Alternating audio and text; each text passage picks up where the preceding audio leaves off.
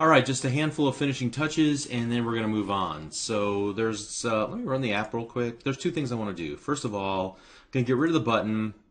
Going to make sure that everything is nice and centered, which it's not, so we'll fix that. And I guess three things. I'm going to add some exception handling as well. So let's go to the main page.xaml. This will all be really just quick and easy, honestly. The result text block, I'm going to put that there. And let's change the font. Font size equals, oh, I don't know, 36. That should be sufficient. Foreground equals white. That should look good. I might even break that up into multiple lines. So let me see how that looks before I get too far here. Let's, we're going to get rid of the button.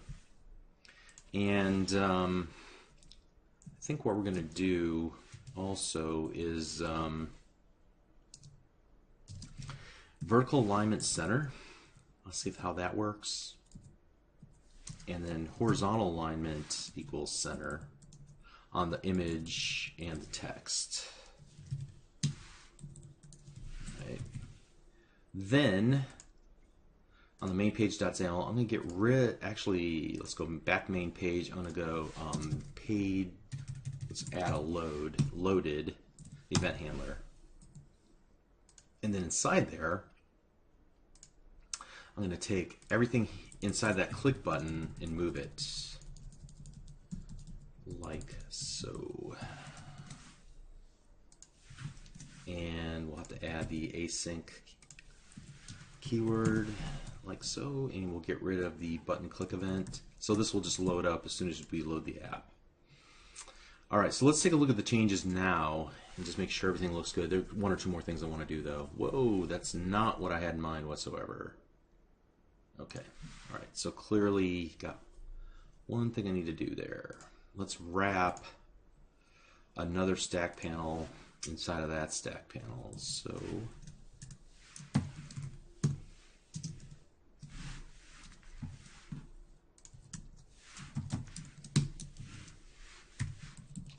that going for us, and we're going to make the background of the outermost stack panel pink. All right, why aren't you happy? Oh, that's why. Okay, all right, that's good. So that should fix that problem. Let's see what we have ourselves now.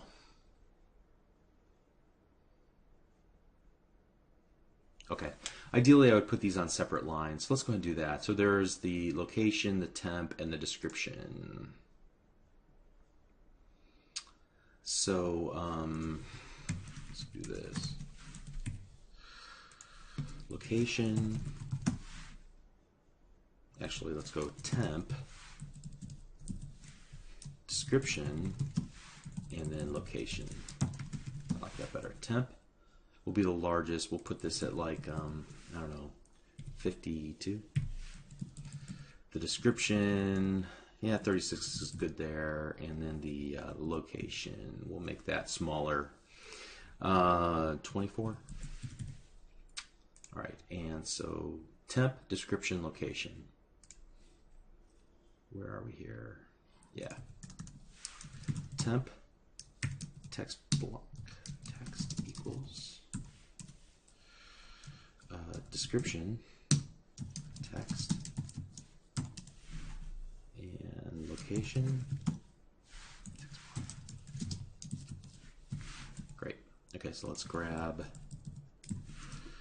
the location off, stick that there. Grab the temp off,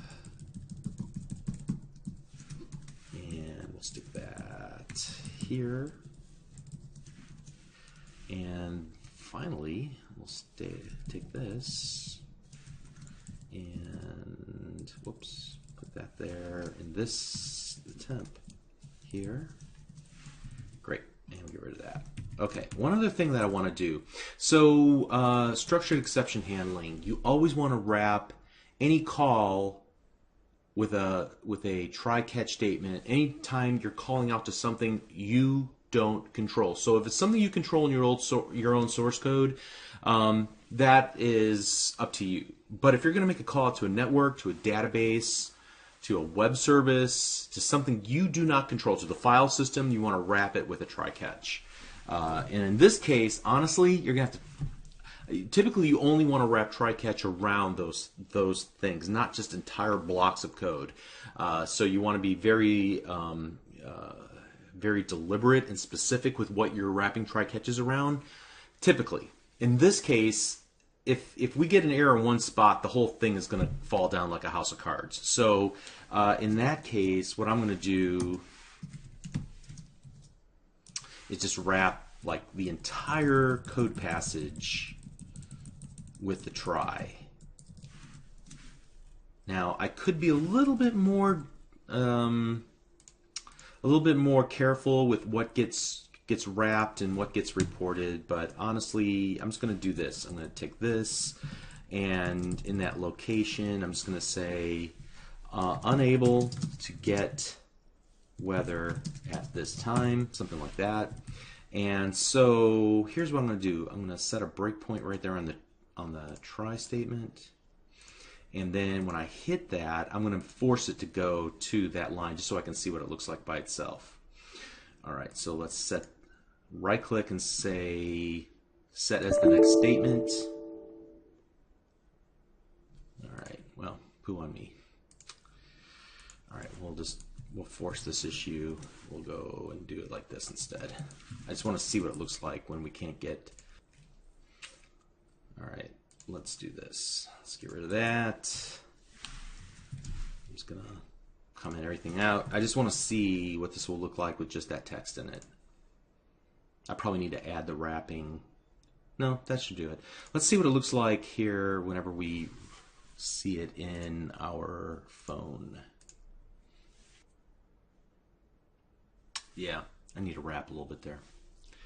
All right, no problem. So we'll turn on wrapping. Equals wrap. Again.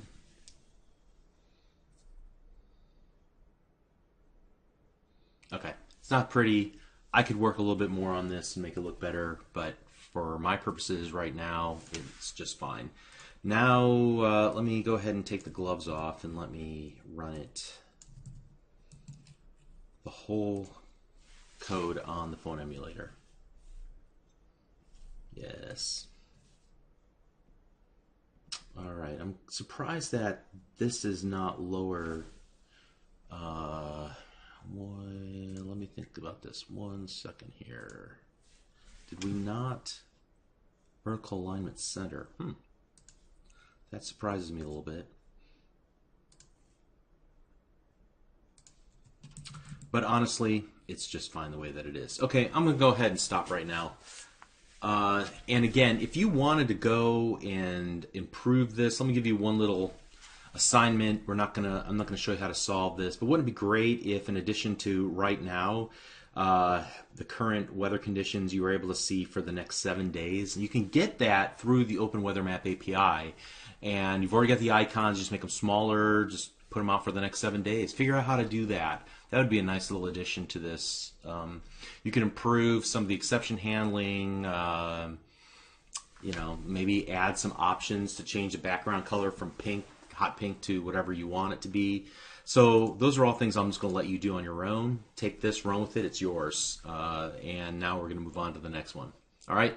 So great. We're doing awesome. We'll see you in the next lesson. Thanks.